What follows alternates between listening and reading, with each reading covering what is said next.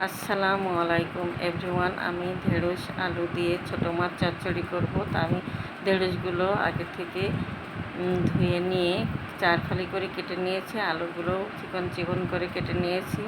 নিয়ে কড়াইয়ে নিয়ে এবার স্বাদ মতো লবণ দিয়েছি, হাফ চামচ হলুদের গুঁড়া, জিরা পেস্ট 1 চামচ পরিমাণ, ধনিয়া গুঁড়া 1 চামচ পরিমাণ,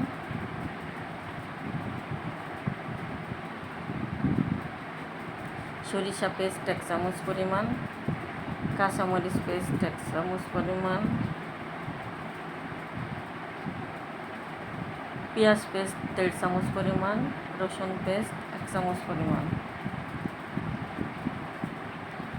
এবার পরিমাণ মতো তেল দিয়ে এটা ভালো করে মাখিয়ে নিতে হবে। এমনভাবে মাখাতে হবে যেন মাখানোই মনে হবে অর্ধেক রান্না হয়ে গেছে।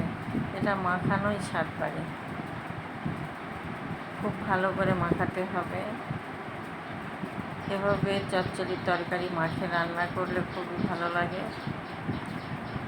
আমি এবার ছোটো মাছগুলো দিয়ে দেবো। ছোটো মাছগুলো আমি একটু লবণ হলুদ মাখিয়ে রেখেছিলাম আগে থেকে, সেটা দিয়ে আলতোভাবে মাখিয়ে নেব।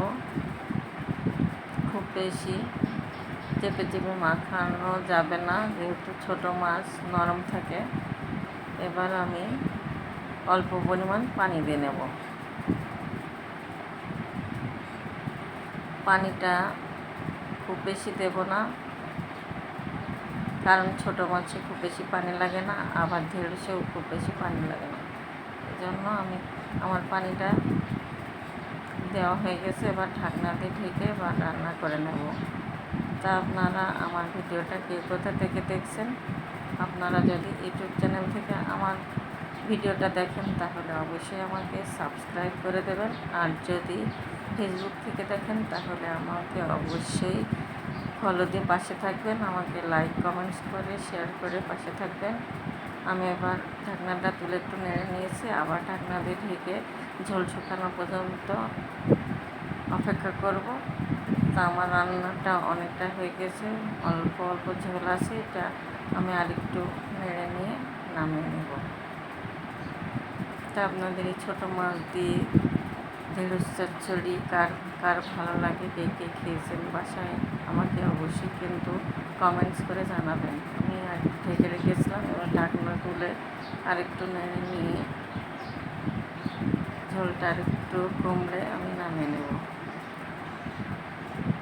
খুব বেশি তাড়াহুড়ো করে নাড়া যাবে না, তবে আমি এখনই নামিয়ে নেব। তো আপনাদের কার কার এভাবে ঢেঁড়স চচ্চড়ি ছোটো মাছ দিয়ে ভালো লাগে অবশ্যই আমাকে কমেন্টসে জানাবেন। আপনারা ভালো থাকেন, সুস্থ থাকেন। আল্লাহ হাফেজ।